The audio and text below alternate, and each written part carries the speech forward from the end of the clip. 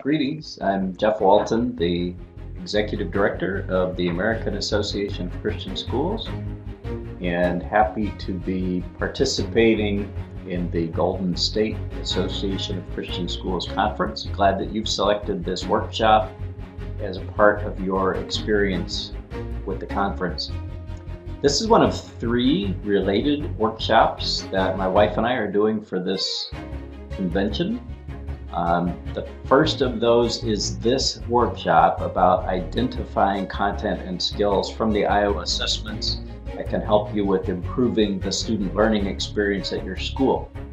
The other 2 workshops are generated from an analysis of the data for AACS students as a whole.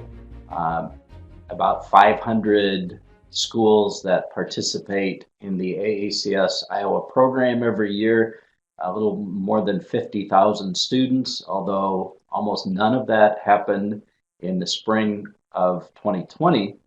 We have about 5 years of data to work from, and analyzing that data tells us that our students struggle in 2 areas in grades 4 through 6.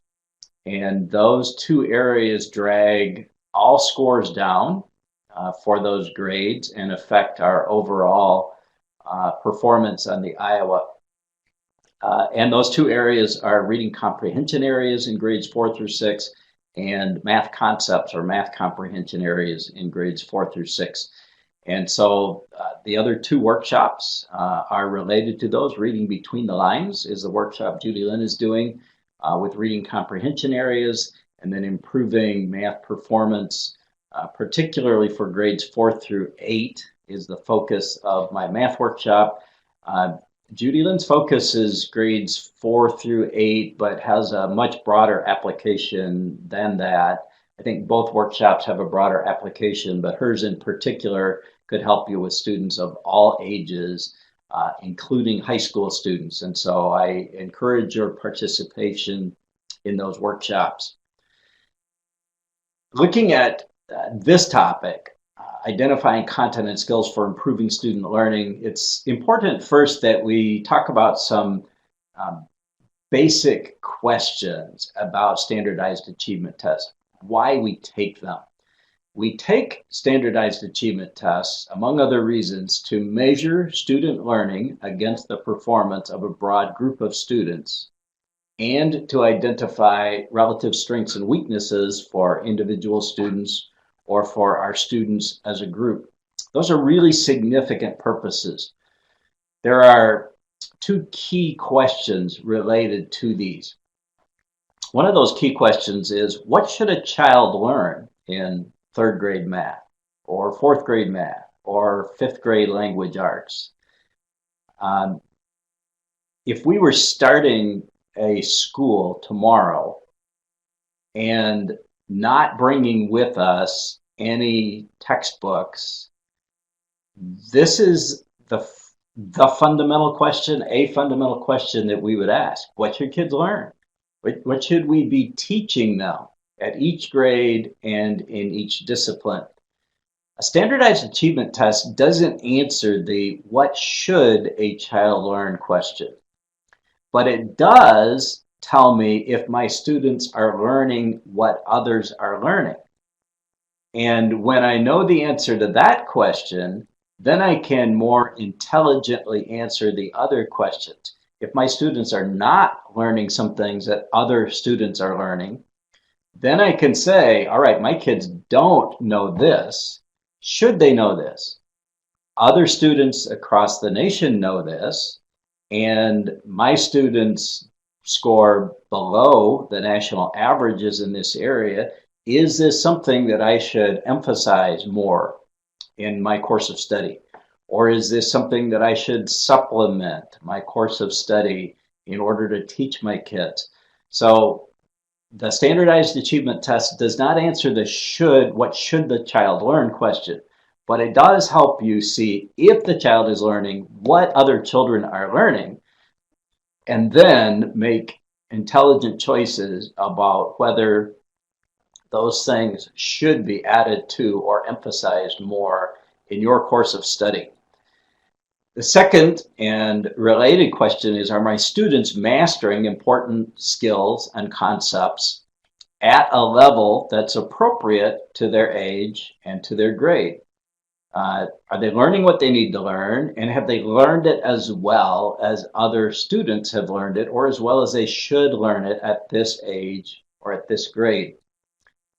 There are some other tools that you can use to help answer those questions. And I've been at schools that were not using nationally normed achievement tests and have asked them these questions. So how do you know if your kids are learning what they need to learn and have mastered those things at the level that they need to master them? Now, quite often when I ask that question at a school that's not using achievement tests, they've not really thought about those answers. But when they answer them, they usually say one of two things. They say, well, our kids do well in college, and so we know that if they do well in college, then we're preparing them well through our course of study. That's in part a good answer. That's one of the things that we use to measure success. But if you haven't measured academic progress before they head off to college, you've waited way too long. You need to be every year assessing a student's progress to see if they're on track for eventually leaving your school, going on to further education or to a career of some kind. The second reason that I hear, the second answer that I hear is our students do well on the publisher-produced tests. We use the tests that come from the publisher. They do well on that. That's also important data, but the problem with accepting that data as a measure of whether students have learned what they should learn is that that measurement's too narrow. Those tests or quizzes are only helping you to assess learning on the content of that textbook or the content of that material. It's very particular to that material, and it should be. They shouldn't be testing you on something that wasn't taught in their material. So in effect, you're saying we're trusting the producer of this material to have done the research and made the decisions about whether or not children are learning what they need to learn as they proceed through this course of study. That's not necessarily misplaced confidence. If you're using a publisher that has a good reputation, then they have done that. And you're not making some big mistake by using them, but that's not enough of an answer by itself. It's too narrow. You need the additional information that is gained from evaluating your student learning and progress against the broader group that's represented by a nationally normed achievement test. Here are a couple of things about the way nationally normed achievement tests are constructed and normed that will also help inform this discussion. In the AACS program, we use the Iowa assessment. One of the reasons that we selected the Iowa 6 years ago was this reason.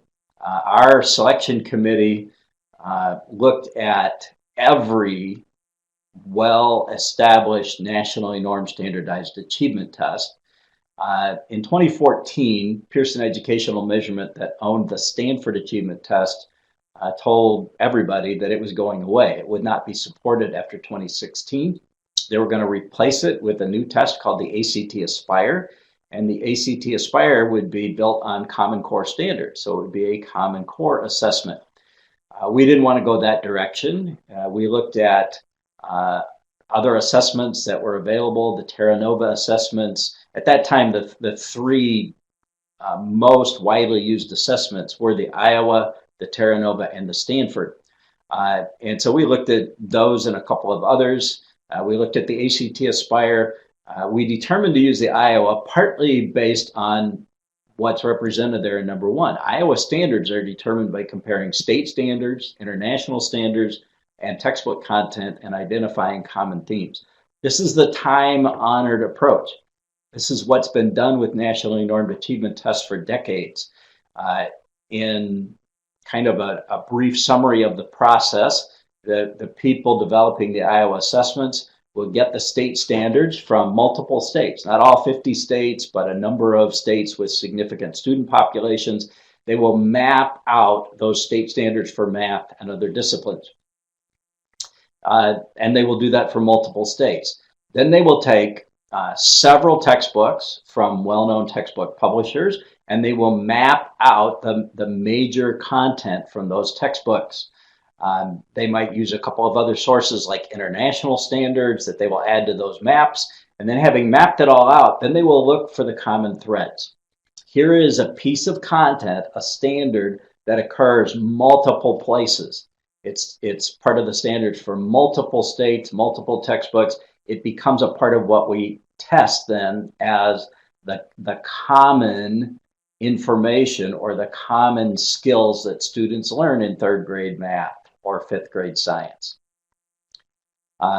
So we know from that process that what is included on that assessment is content and skills that are commonly taught to students at this grade. The second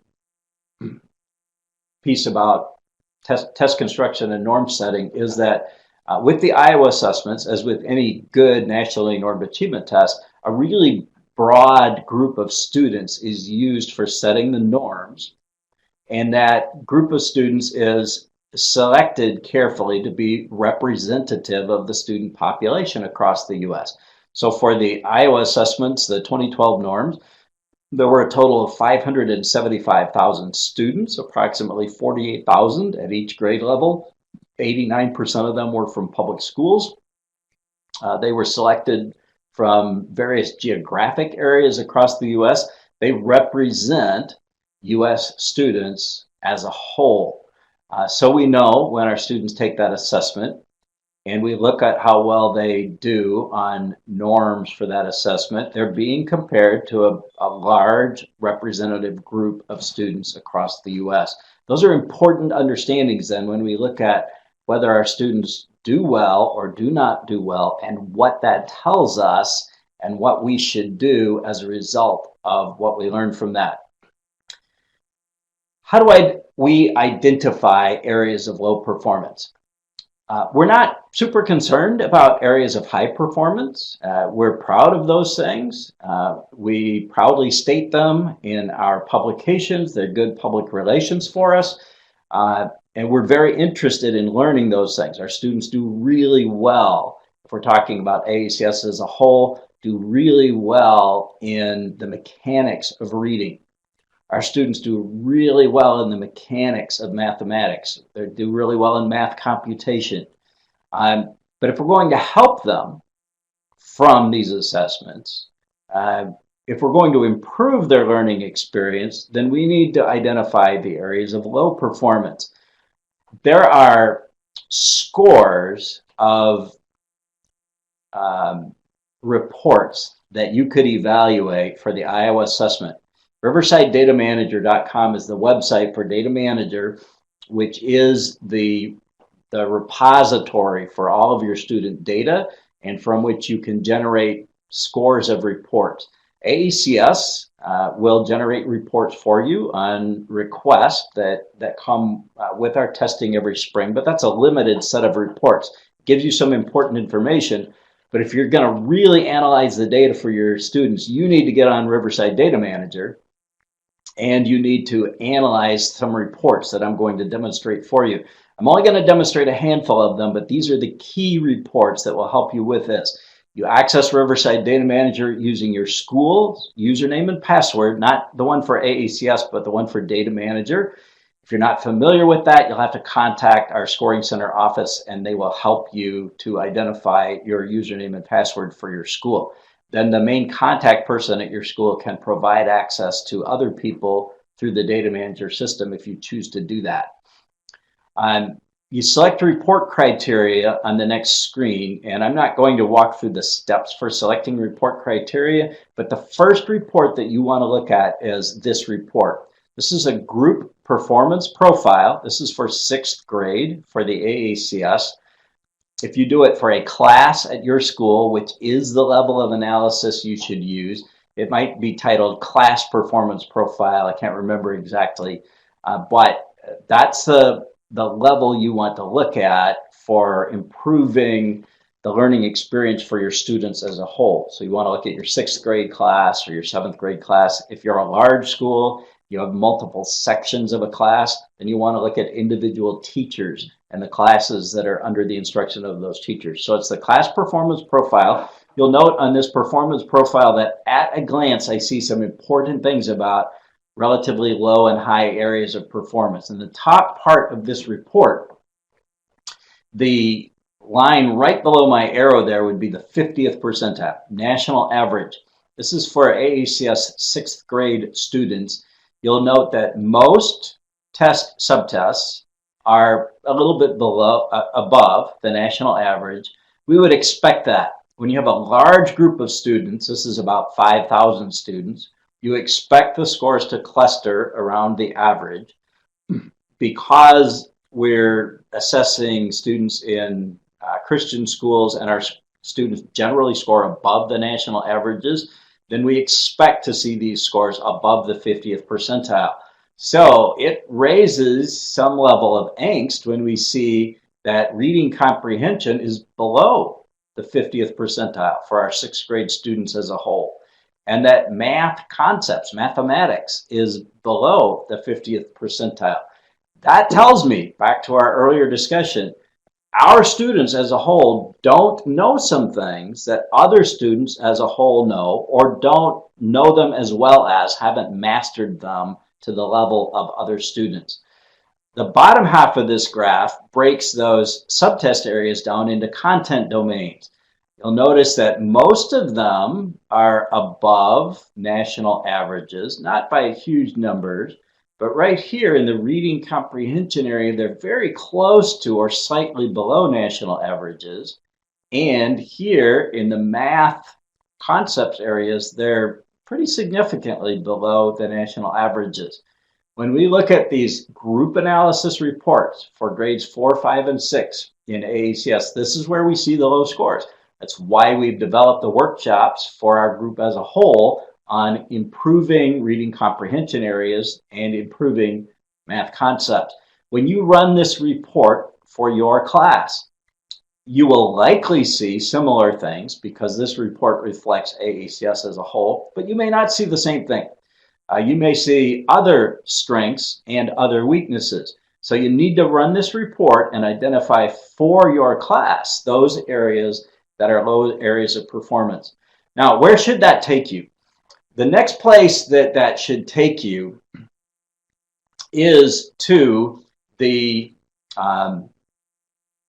content classification guides. I'm sorry, I skipped a slide in here, or I skipped talking about a slide. This is actually just an expansion of the slide we looked at earlier that shows you here in the math areas that we are below the national average. We're barely below in number sense and operations. We're 4 points below in algebraic problem patterns and connections, 8 points below in data analysis, probability, and statistics, 6 points below in geometry, 2 points below in measurement. That's of concern. We're below the national averages for our students in those areas. Now to supplemental content classification guide. When we first started with the Iowa program, the only documents available that talked about the content of the tests were the content classification guides. They're available on the Data Manager website. They're available on the AACS website. But we were disappointed with them because while they identify general content, they don't identify the standards, the specific content. For illustration, as a math teacher, I have a pretty good idea of what they're talking about when the content domain is data analysis, probability, and statistics. But I don't know what that means for a 5th grader or what that means for a 6th grader. So when I look at test results and they show low performance for data analysis, probability, and statistics, I have a general idea, but that's not enough to help me help my students. So we asked Iowa for a document that listed their standards. They provided that for K-8, language arts, and math. That's all that they've produced at this point. It's only available on the AACS website, but those are the two most helpful areas for us. For the huge majority of our schools, those are the documents that will help you understand what your students need to know in order to improve their understanding in some key areas. That doesn't just improve your test scores. Remember, it helps you to evaluate whether you want to teach content and skills that your students don't know. Now, here's where the content classification, the supplemental guides are different from the content classification guides. They include this column, a column of relevant core content standards. These are the standards that were identified by that process I talked about with an earlier slide, where they mapped out all those standards and then they looked for the common threads. These are the common threads. And so this one is not data analysis, it's algebraic problem patterns and connections.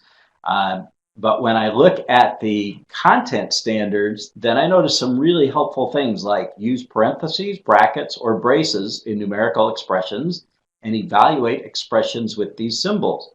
Oh, well, that means that my students taking this test are going to be able to have to use parentheses, brackets, braces. They're going to have to understand order of operation and symbols of inclusion.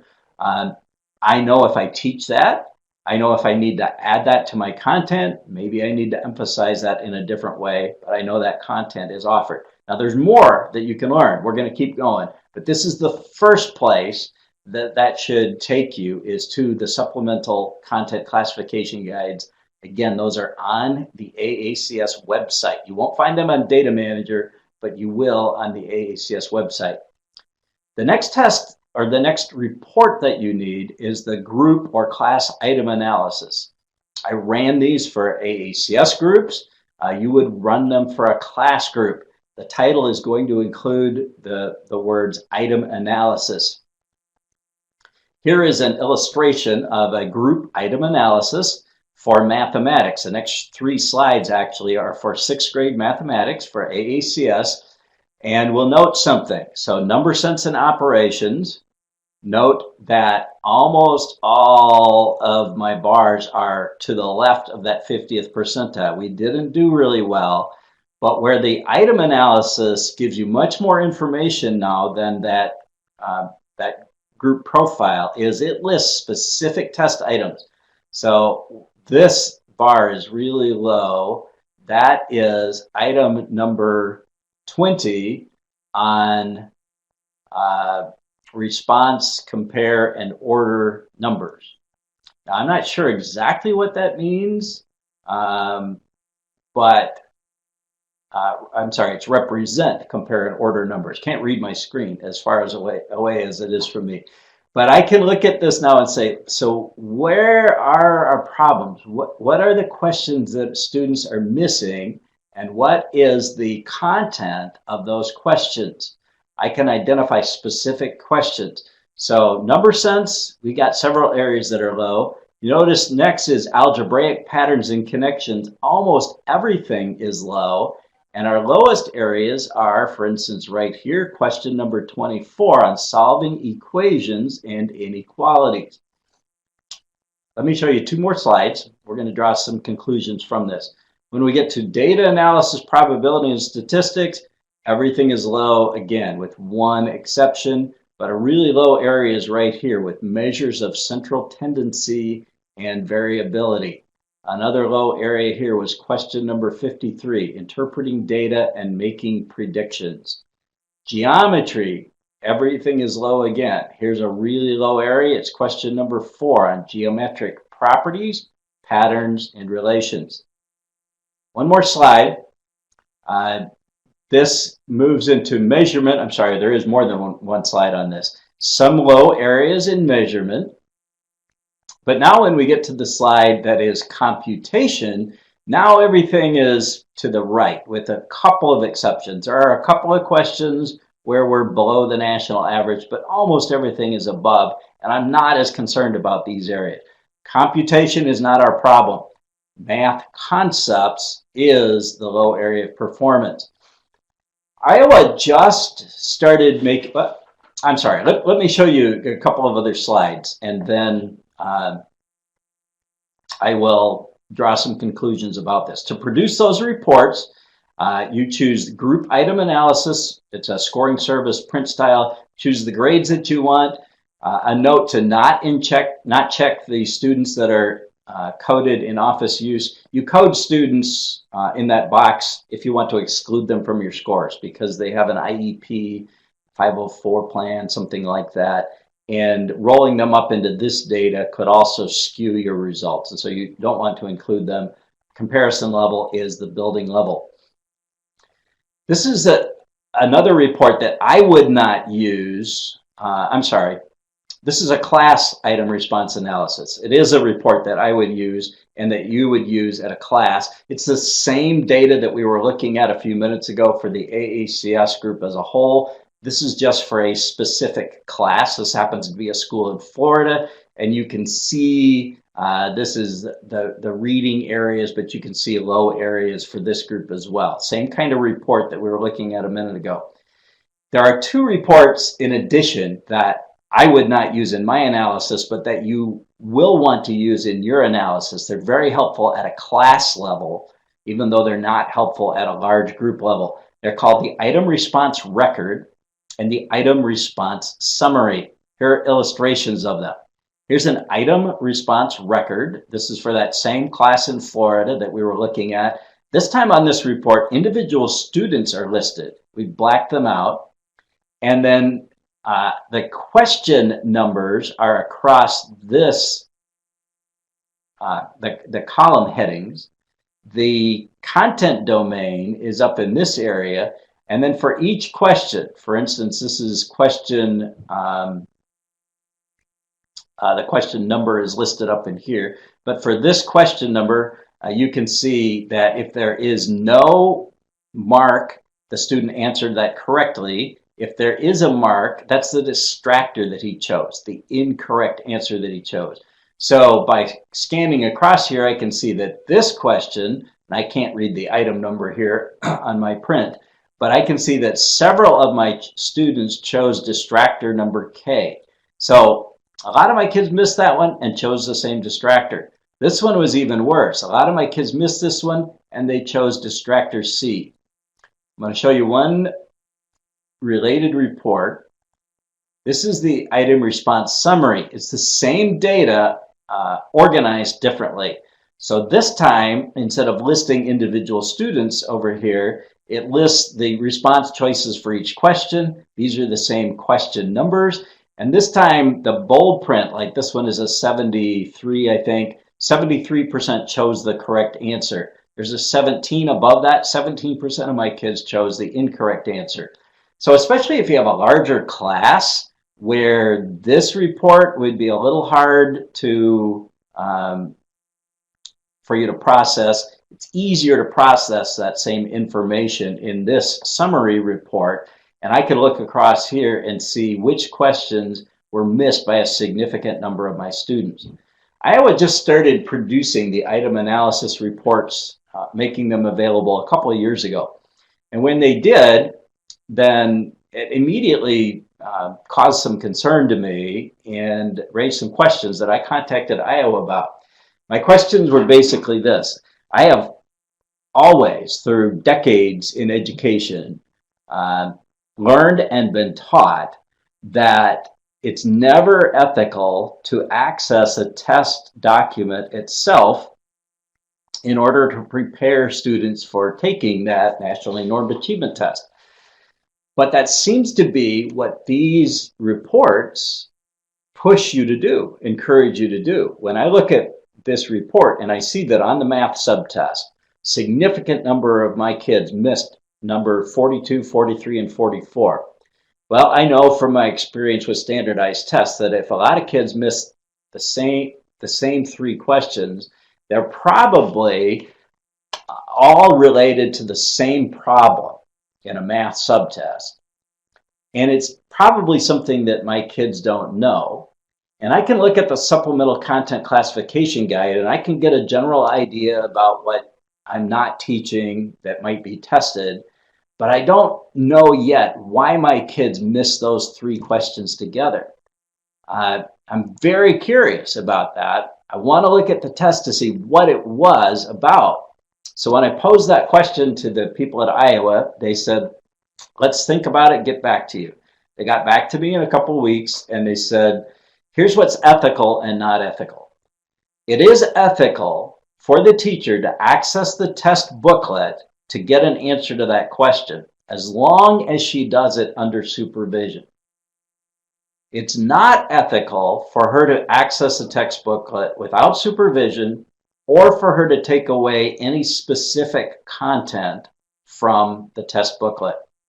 So let me illustrate that for you and what's ethical and not ethical. So I am doing a class item response analysis for my students. I find out that they missed these questions, 42, 43, 44.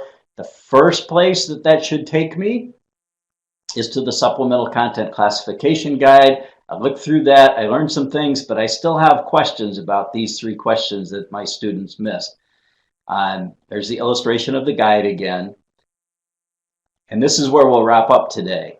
Here's what I can ethically do and is an incredible help to this process of improving the learning experience for my students.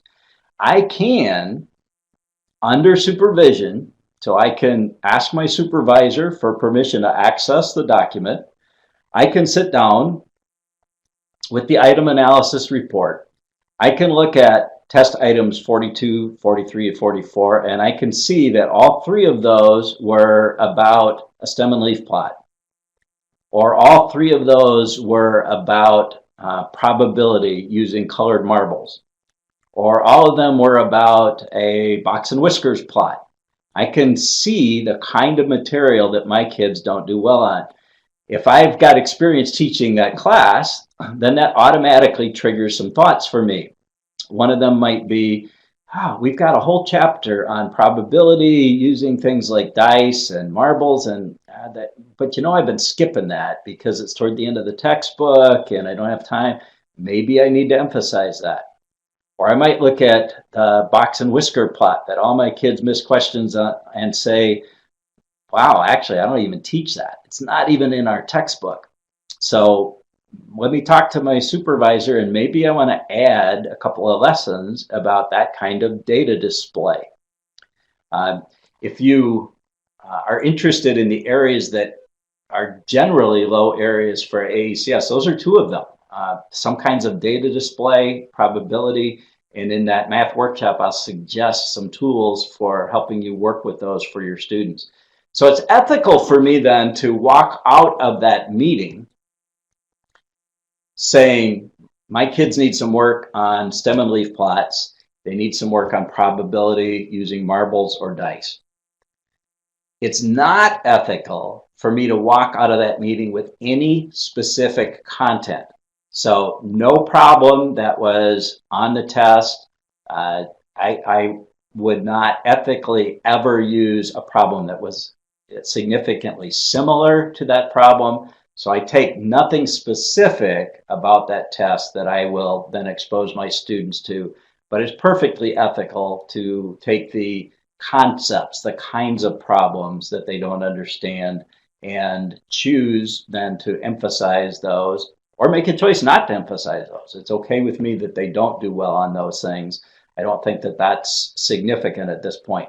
But understand that what you've learned is some content or a skill that your students don't know, that students across the country do know and can do at a level that's above the level that your students are, because your students were at the 30th percentile or the 40th instead of at the 50th percentile for that content area.